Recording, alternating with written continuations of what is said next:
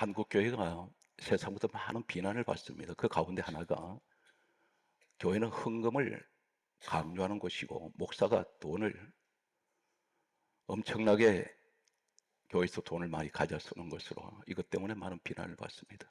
가장 건강한 교회는 재정이 투명해야 됩니다. 저는 개인적으로 20년이 넘도록 월 400만 원 이상은 제가 교회에서 사례비를 안 받습니다. 고집하고 있습니다. 얼마 전에도 우리 재정국에서 너무 적습니다 하길래 됐습니다. 400만 원 지금까지 받고 있습니다. 성산수양관은 개인적으로 350억 개인 땅을 교회에다 헌납을 한 것은 여러분들 알고 계실 것입니다. 저는 카드가 없습니다. 골프 한번 쳐보지 못했습니다. 선교 여행 한 번 가봤습니다. 휴가 한 번 안 갔습니다. 왜 그러냐면 제가 제 주제를 알고 있습니다. 목사가 명예 쫓아가고 돈 쫓아가면 타락해 버립니다. 성도들에게 헌금을 강요하는 것은 교회가 아닙니다. 교회가 필요하면 하나님께서 각 성도에게 감동을 주셔서 헌금하게 하시면 성도가 시험 들지 않습니다. 헌금이라는 것은 강요해서 드린 것은 반드시 그것은 하나님이 기뻐하지 않습니다. 이제 올해 벌써 15개 교회가 추가가 됐습니다. 이건 기적 같은 일입니다. 어떻게 그런 일이 있습니까? 현재 126개가 되었습니다. 지난주에만 5개 교회가 또 지어달라고 추가가 들어왔습니다. 여러분들께 너무나 감사를 드립니다. 우리 교회는 가장 제가 자부하건대 한국에 자랑하는 교회입니다. 126개라는 것은 상상을 초월합니다. 앞으로 한국교회 선교 역사는 새로 계속해서 화강교회가 새로 씌워져 갈 것입니다. 여러분들이 선교하는 일에 최선을 다해 주시면 고맙겠습니다. 성경 66권 가운데 요나서가 있습니다. 요나서는 예수님 이 땅에 오시기 전 주전 760년에 기록이 된 것으로 역사학자들은 전하고 있습니다.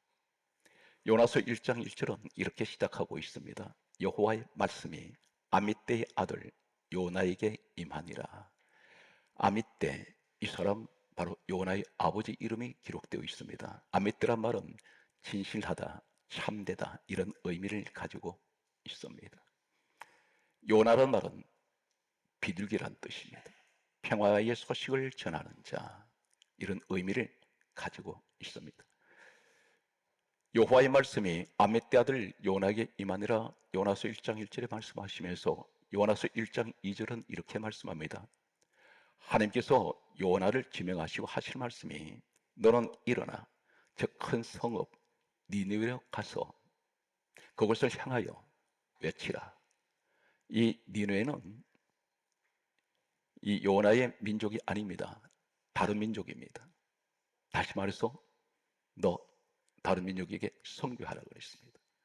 전도하라 했습니다. 그런데 요나는 싫었습니다.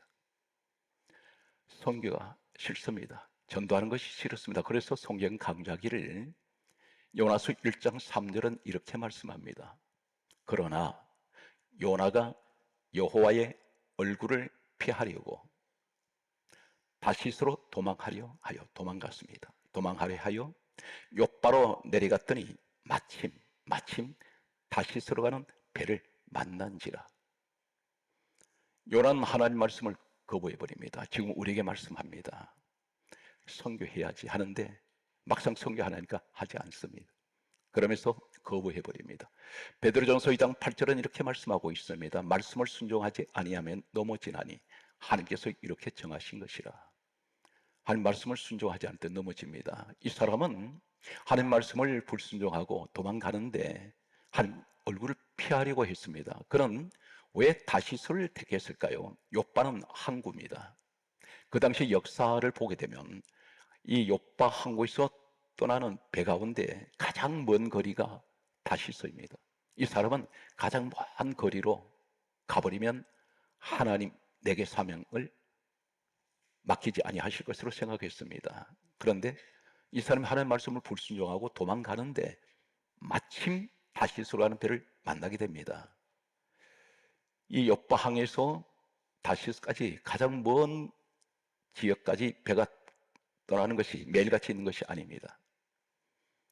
때로는 열흘, 한 달, 두 달이 지나도 다시 가는 배는 없습니다. 왜 그러냐면 그곳으로 가고자 하는 사람이 없기 때문입니다.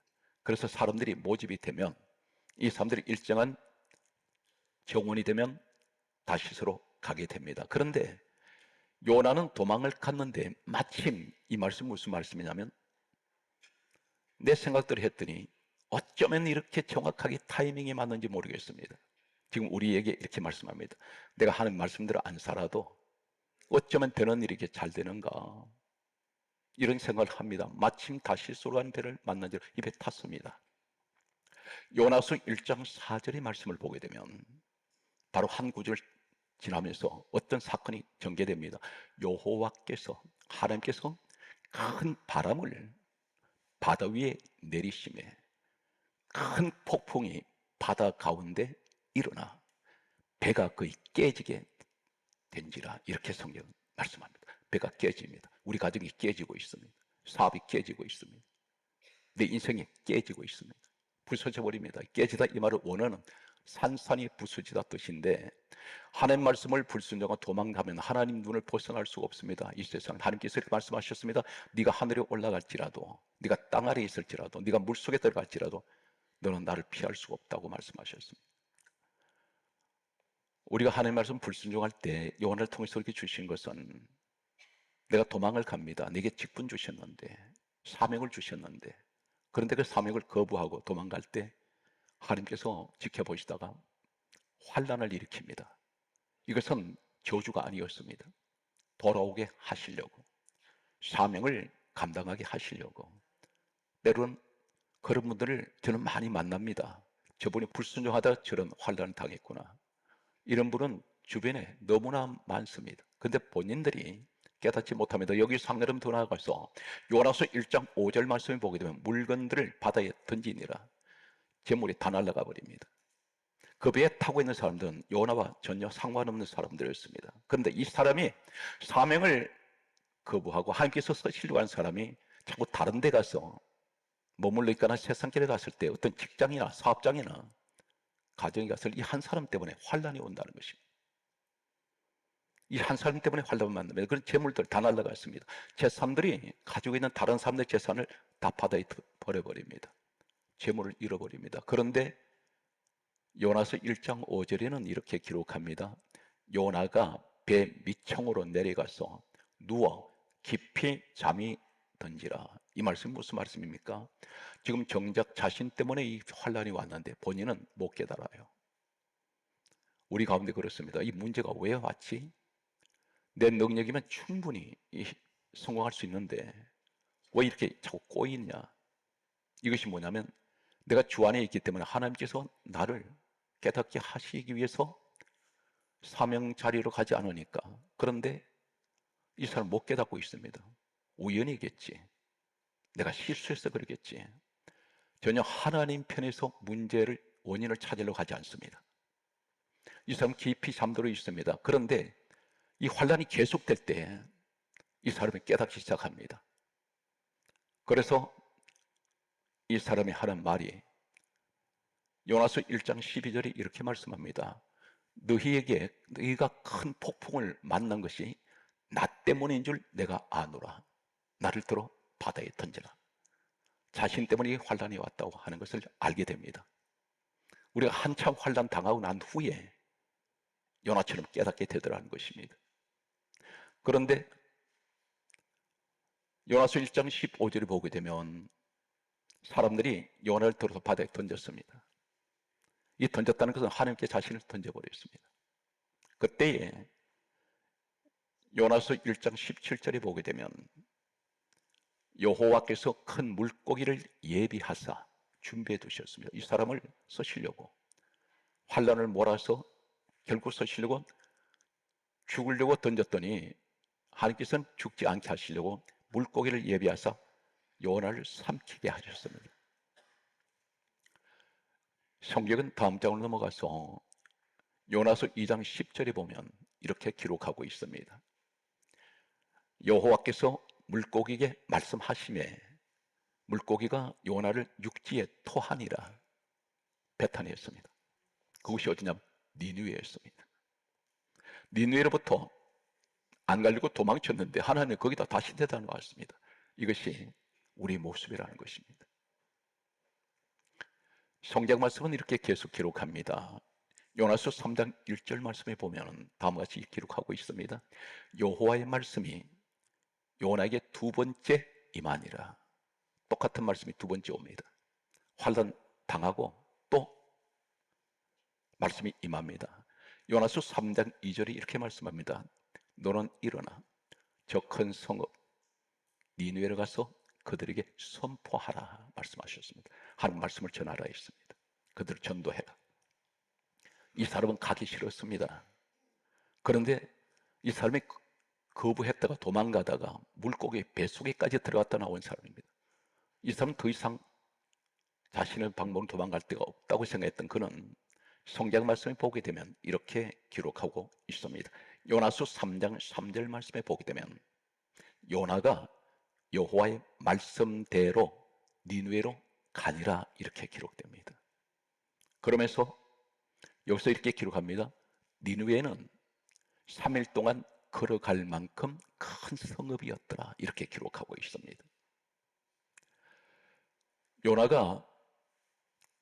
요나서 3장 4절은 이렇게 기록합니다. 요나가 하루 동안 다니며 3일 길을 걸어야 되는데 이 니느웨 성을 한 바퀴 돌리면 3일 길입니다. 그런데 이 사람은 하루 길만 갑니다. 그러면서 이렇게 기록하고 있습니다. 요나가 하루 동안 다니면서 짤막한 말을 합니다. 그는 솔직히 이 니느웨에서 전도하고 싶지 않습니다. 왜 그러냐면 이 니느웨는 유다의 민족인 요나의 민족과는 원수입니다. 역사적으로 보면 수많은 괴롭힘을 당했던 유다 민족이었기 때문에 하필이면 왜 저 원수들입니까 하는 이 요나의 마음속에 반감이 있습니다. 그런데 전도도 싫고 선교하기 싫은데 이렇게 말합니다. 요나서 3장 4절에 뭐라고 말하냐면 앞으로 니느웨는 40일이면 무너지리라. 이 말만 했습니다. 40일이면 무너지리라. 이 말을 했더니 놀랍게도 이 니느웨 성에 있던 사람들이 요나서 3장 5절의 말씀을 보게 되면 왕으로부터 모든 사람들이 하나님을 믿기 시작합니다. 그러면서 금식을 선포하고 회개하기 시작합니다. 요나서 3장 7절에는 가축들까지도 금식을 했습니다. 이 고고학자들이 발굴한 내용을 잠깐 소개하겠습니다. 1842년 이 고고학자들이 니느웨 성읍 터를 발견했습니다. 이때가 주후 1842년이었습니다. 근데 니느웨 성읍 터를 발굴했더니 그 당시에 모습이 그대로 드러났는데 성벽 높이가 30m 그리고 이중벽으로 되어 있습니다. 벽과 벽 사이는 전차 4대가 나란히 달릴 만큼 공간이 있었습니다. 이곳은 견관성이었습니다. 그런데 이곳에 있던 모든 사람들이 나와서 금식 선포하고 회개하기 시작합니다. 여기에서 요나서 4장 11절에 하나님께서 이렇게 말씀합니다. 너 그렇게 가기 싫었던 그 니느웨 구원받을 사람이 12만 명이 있다. 니느웨 12만 명이 요나 한 사람 때문에 구원받습니다. 선교가 싫으신가요? 전도하기 쉽지 않습니다. 외국에 교회 짓는 것, 교회 한 개 짓기도 불가능합니다. 전 세계가 물가가 올라서 쉽지가 않습니다. 우리 교회의 특징은 126개를 지을 때 화려한 도시라 짓지 않습니다. 그곳에는 교회가 많습니다. 원칙은 가장 교회가 없는 지역, 낙후된 지역, 소외된 사람들 이런 곳에 교회를 짓고 있습니다. 오늘 하나님께서 나 한 사람, 요나 한 사람이 니느웨에 가서 말 한마디 했더니 12만 명이 구원받는데 만약 우리 한 사람이 복음을 전한다면 하나님은 나에게 수많은 사람들, 나는 모르고 있습니다. 요나 몰랐습니다. 근데 하나님께서 나에게 그 사명을 감당하라는 것입니다. 이 땅에 6만여 한국교회 가운데 유일하게 화강교회를 택하신 우리 하나님, 선교의 사명을 주셨습니다. 돈이 있어서 절대 못합니다. 우리 교회는 제가 자랑하는 것은 재정이 대단히 투명합니다. 매주 6명의 재정 감사를 합니다. 결제를 반드시 합니다. 재정국장, 장로 3분, 담임 목사님, 그리고 제가 사인합니다. 전부 낱낱이 다 보고 있습니다. 가장 중요한 것은 헌금한 내용이 아니라 지출된 내용을 가장 세밀하게 보고 있습니다. 언젠가 제가 그렇게 말씀드린 적이 있습니다. 교회 지출하는 거 인터넷에 올려버리라고. 그랬더니 그렇게까지야 할 것 있습니까 해서 지금까지 그렇게 하고 있습니다. 저는 교회 성도들의 헌금은 대단히 무섭게 생각합니다. 얼마나 돈이 없으면 동전 몇 입을 넣겠습니까? 우리 교회는 부자가 없습니다. 그런데 기적을 행하고 있다는 사실입니다. 바로 그 자리가 여러분이란 사실입니다. 저는 개인적으로 교회 사택을 제공받지 못했습니다. 할 수만 있다면 성도들을 위해서 쓰는 돈은 주저없이 합니다. 그리고 선교는 무리할 만큼 우리는 하고 있습니다. 그런데 하나님께서 다 해주셨다는 사실입니다. 이것이 오병의 기적입니다. 예수님께서 이 땅에 오셨습니다. 한마디를 말씀하셨습니다. 마가복음 1장 38절에 나는 전도하러 왔다. 전도하러 오셨다고 했습니다. 그런데 우리는 왜 전도하지 않습니까? 나도 전도를 통해서 구원받았지 않습니까? 전도를 통해서 예수님 믿었지 않습니까? 그렇다면 세상이 버려진 영혼들, 그분들에게 전도하시기 바랍니다. 교회 숫자 채우는 것이 목적이 아닙니다. 첫째는 하나님께서 기뻐하시는 일을 해야 됩니다. 이 땅에 우리 예수님 소원이 무엇인지 아십니까? 소원을 좀 들어주십시오. 나 전도하러 왔다. 너 좀 전도해. 마가복음 16장 15절에 이렇게 말씀합니다. 너희는 온 천하에 다니며 만민에게 복음을 전파하라. 이것이 세계 선교입니다. 사람들이 선교사 한결같은 애로가 전도는 수없이 되는데 와서 가버린다는 것입니다. 정착을 못합니다. 교제할 자리가 하나도 없습니다. 가장 중요한 것은 교회 건물을 짓는 것은 목사님들이 보통 부담이 아닙니다. 그런데 하나님께서 가장 중요한 것은 성전 건축에 대해서 이렇게 계속되는 말씀을 소개하겠습니다. 성경 말씀을 보게 되면 우리는 성령을 받았다고 말합니다. 그리고 기름 부음을 얘기합니다. 그래서 이 자리에 성령 받았다고 자부하는 분들이 있을 것입니다. 그런데 우리가 영분별을 어떻게 합니까? 저분이 성령을 받았는지 안 받았는지는 단번에 알 수 있습니다. 그것은 고린도전서 12장 7절에 보면 성령의 나타남으로 주시는 은사가 9가지가 있습니다. 지혜의 말씀, 지식의 말씀, 믿음, 병 고치는 은사, 능력, 행함, 예언, 영분별. 9가지 은사 가운데 영분별의 은사가 있습니다. 이 영분별의 은사가 어떤 것이냐면 누가복음 4장 18절에 이렇게 말씀합니다. 주의 성령이 내게 임하셨으니 내게 복음을 전하게 하시려고 기름을 부어서. 기름 부음 받았습니까? 대개 청년들은 춤추면서 찬양하면서 기름 부음 받았다고 말합니다. 성령의 기름 부음은 복음을 전하게 하시려고 기름 부음이 임합니다. 성령을 받으면 반드시 복음을 전합니다. 전도를 하게 됩니다. 내 가족들이 아직도 예수를 안 믿는 그분들을 위해서 때로는 간절한 마음으로 기도하면서 무엇보다도 그 영혼을 주님께로 인도하기 위해서 늘 소원의 기도를 드리고 있을 것입니다. 이것이 성령을 받은 사람과 안 받은 사람 차이는 선교와 전도에 관심이 있느냐 없느냐의 차이입니다. 성경 말씀은 계속 이렇게 강조합니다. 요한복음 15장 26절에 예수님이 이렇게 말씀합니다. 진리의 성령이 오시면 그가 나를 정언하실 것이요. 예수님 정언한다 있습니다. 성경 말씀은 사도행전 1장 8절에 마지막 떠나시면서 우리 주님이 유언처럼 하신 말씀이 있습니다. 마지막 이 땅에 남기시는 말씀이 오직 성령이 너희에게 임하시면 너희가 권능을 받고 예루살렘과 온 유대와 사마리아 땅끝까지 이르러 내 증인 되어라. 그렇게 말씀하셨습니다. 고린도전서 9장 16절은 이렇게 말씀합니다. 이 복음은 전하지 않으면 내게 화가 있으리로다. 성경 말씀입니다. 복음을 전했지만 기쁜 소식, 그 기쁜 소식은 예수 그리스도입니다. 할렐루야. 성경 말씀은 이렇게 강조합니다. 다니엘서 12장 3절에 보게 되면 이렇게 기록합니다. 하나님께서 하시는 말씀이 많은 사람을 옳은 대로 돌아오게 한 자는 별과 같이 영원토록 빛나리라. 하늘의 별같이 영원히 빛나게 하시겠다 있습니다. 많은 사람을 하나님께로 돌아오게 한 자. 저는 단언코 이렇게 감히 장담합니다.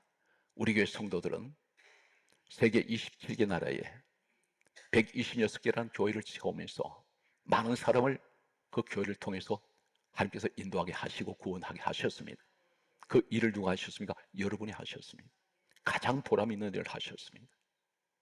성경 말씀은 다음 같은 말씀을 하고 있습니다. 야고보서 5장 20절에 말씀하시기를 죄인을 미혹된 길에서 돌아서게 하는 자가 그 생명을 사망에서 구원하여 허다한 죄를 덮으니라. 여러분, 한 사람을 전도하면 이 사람의 허다한 죄가 덮어져 버립니다. 그 생명을 사망에서 구원했습니다. 반드시 우리 주님은 그분을 기억하실 것입니다. 성경 말씀은 계속해서 이렇게 강조하고 있습니다. 골로새서 4장 3절에 보면 이 사도 바울이란 이분이 가장 순교하면서 복음을 전했던 분인데, 골로새서 4장 3절은 이 사람이 로마의 감옥에 갇혀 있습니다. 심한 고문을 통해서 온몸은 피투성이가 되었습니다. 그런데 골로새 교회 성도들에게 편지를 보냅니다. 로마 감옥 안에서 이렇게 편지 내용이 이렇게 기록되어 있습니다. 우리를 위하여 기도해 주십시오. 그러면서 부탁하는 말이 이 감옥에서 이곳에서 전도할 문을 열어달라고 기도 부탁했습니다. 감옥에서 나가게 해달라고 하지 않았습니다. 이 감옥 안에서 내가 묶인 상태에서 고문은 당하고 있지만 날 고문한 그 사람도 전도할 수 있는 그 문을 열어달라고 했습니다.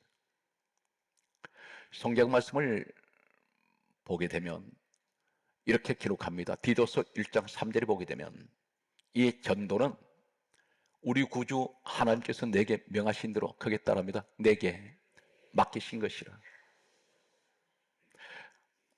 아마 우리가 이 땅을 떠났을 때 주님 앞에 설 것입니다. 누구나 다 예외 없이 서는데 물어보실 겁니다. 너 전도했냐?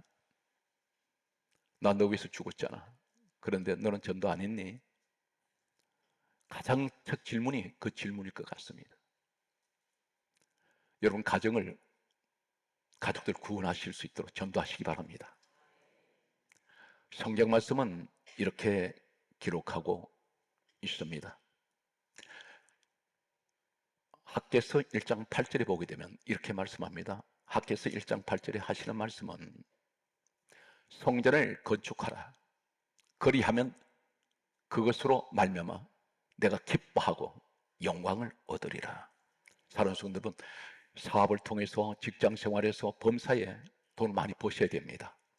많이 버시는 목적이 선교하기 위해서, 영혼 구원하기 위해서 가장 귀하게 쓰실 수 있는 여러분 가정이 이 재물이 복이 함께 하시길 바랍니다.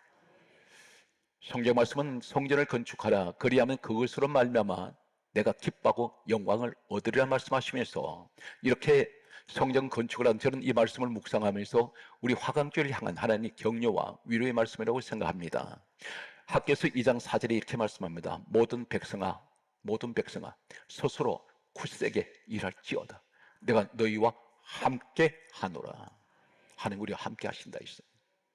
그러면서 성경 말씀은 교회를 건축한 사람들에게 하시는 말씀이 학개서 2장 9절에 이렇게 말씀합니다. 내가 이곳에 평강을 주리라. 하나님 평강을 주시겠다고 했습니다. 말씀의 결론을 맺겠습니다. 우리는 미국을 봅니다. 전 세계 가장 많은 교회를 세운 나라가 미국입니다. 미국보다도 자원이 많은 나라가 굉장히 많습니다. 미국보다 영토가 더 큰 나라도 많습니다. 그런데 어떻게 해서 미국을 하나님께서 가장 축복받은 나라로 만드셨을까요? 첫째는 하나님께서 가장 많은 교회를 전 세계에 세우고 선교했기 때문입니다. 우리나라가 선교 2위 내지 3위 국가로 알려져 있습니다. 오늘 사랑하는 성도 여러분, 기도하실 때 이 나라가 가장 복받은 것은 하나님, 이 나라가 선교 국가가 되게 하시고 모든 국민이 예수 믿게 해주세요. 하나님을 믿는 민족 되게 해주셔서 전 세계에 수많은 교회를 세울 수 있는 우리 대한민국 모든 교회, 그리고 우리 화강교회가 되게 하여 주옵소서.